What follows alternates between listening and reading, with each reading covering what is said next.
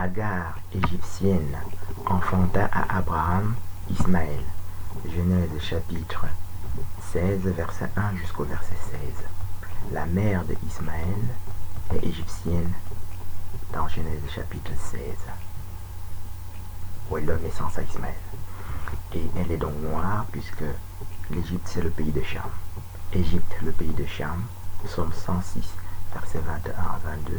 Égypte, le pays de Cham, Psaume 105, verset 23. Égypte, le pays de Cham, Psaume 78, verset 51. Égypte, le pays de Cham, Psaume 105, verset 27. Et dans 144 autres endroits encore. Et Cham lui-même est noir puisque on dit son premier fils c'est Couche. Les fils de Cham, Couche, Sidon, Gaza, Sodome et Gomorrhe. Genèse chapitre 10, verset 1 jusqu'au verset 32. Dans ce même Genèse chapitre 10 au verset 3, Ashkenaz est fils de Japhet et pas fils de Sem. On dit Noé, Sem, Cham, Japhet.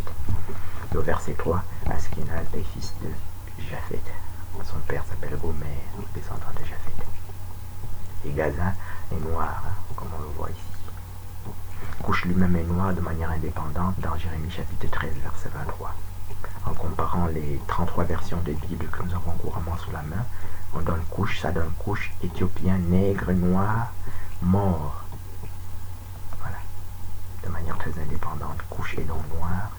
Couche, que ce soit Couche avec C-U, S-C-H ou avec K, K-O-U ou K-U. Et tous les couches sont noirs, nègres, morts, etc. Les morts sont donc noirs, hein. Les morts sont pas faux ismaélites qu'on a aujourd'hui. Mais ils sont nègres, comme on peut le voir dans Jérémie chapitre 13, verset 23, en comparant 33 versions de Bible, ça donne ce que je viens de dire. Les Ismaélites sont donc noirs dans la Bible pour cette raison-là aussi.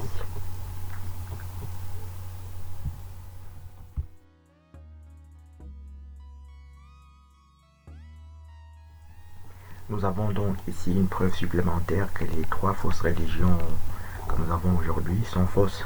C'est-à-dire ce qu'on appelle le catholicisme, le talmudisme ashkénaze, qui n'est donc pas le judaïsme, et donc aussi l'islam. Hein, voilà.